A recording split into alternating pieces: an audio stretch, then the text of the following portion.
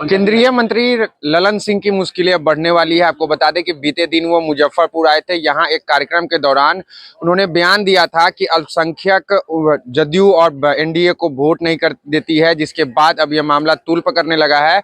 आपको बता दें कि इसको लेकर आज मुजफ्फरपुर न्यायालय में परिवाद दायर किया गया है। हमारे साथ परिवादी है। क्या मामला है, आज आप न्यायालय आए हैं? देखिए, हम न्यायालय इसलिए आए हैं कि मुसलमानों को बदनाम करने की कोशिश की गई है, मुसलमानों की इज्जत को उछालने की काम करने की कोशिश की, उनको आहत करने की काम किया गया है। वो भी जदयू के एक बड़े नेता केंद्रीय मंत्री लल्लन सिंह, इसी से आहत होकर मैंने आज मुकदमा उनके खिलाफ दायर किया। दायर करने का वजह ये है कि एक बड़ा भाग मुसलमानों का जो जदयू को वोट देता है, जदयू के साथ खड़ा, अल्पसंख्यक प्रकोष्ठ जदयू चलाती है मुसलमानों के लिए। नीतीश कुमार की आज जो सरकार है वो मुसलमानों की वजह से, आज बिहार में अभी उपचुनाव में उन्होंने सीट जीती है वो मुसलमानों की वजह से जीती है। तो ऐसा कह के उनके जो नेता हैं, उनके जो केंद्रीय मंत्री हैं लल्लन सिंह, वो मुसलमानों को आहत करने का काम किया। क्या कहा उन्होंने, क्या कहा जिससे आहत हुए? ऑब्वियसली कहा कि मुसलमान वोट नहीं करता जदयू को। अगर नहीं करता तो आपकी सरकार ही नहीं होती, नीतीश कुमार ही नहीं होते। अगर ऐसा था तो आपके नीतीश कुमार क्यों टोपी पहनते हैं? आपके नीतीश कुमार क्यों मजार पे जाते हैं? आपके नीतीश कुमार जो है इफ्तार पार्टी क्यों करते हैं? मत कीजिए ना।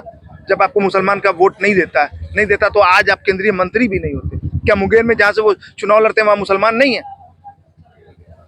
तो ऐसा कह के उन्होंने सारे मुसलमानों का अपमान करने का काम किया और इसी से अपमानित होकर मैंने आज न्यायालय का सहारा लिया और न्यायालय में उनके खिलाफ परिवाद दायर किया, जिसको माननीय न्यायालय ने स्वीकार किया और उसकी सुनवाई की तारीख जो है 4 दिसंबर रखी है। आप अल्पसंख्यक एक अपना संगठन भी चलाते हैं? जी, मैं अपना अल्पसंख्यक संगठन भी चलाता हूँ, हक हिंदुस्तान मोर्चा के नाम से।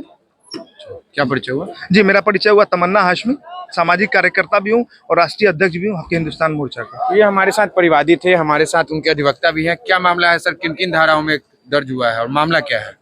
जी, आज मेरे माध्यम से सामाजिक कार्यकर्ता तमन्ना हाशमी ने केंद्रीय मंत्री राजीव रंजन सिंह उर्फ ललन सिंह के खिलाफ माननीय सीजीएम न्यायालय में एक मुकदमा दायर किया है, जिसमें धारा 298, 299, 302 और 352 बीएनएस एक्ट की तहत मुकदमा दर्ज कराया है।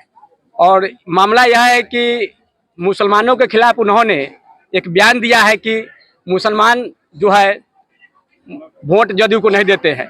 यह लोकतंत्र में सरासर गलत है और इस तरह के लोकतंत्र में इस तरह की बात नहीं होनी चाहिए। लोकतंत्र में कहा गया है democracy is the government of the people, for the people and by the people. जनतंत्र वह शासन है जो जनता द्वारा जनता के लिए और जनता से चुनी जाती है।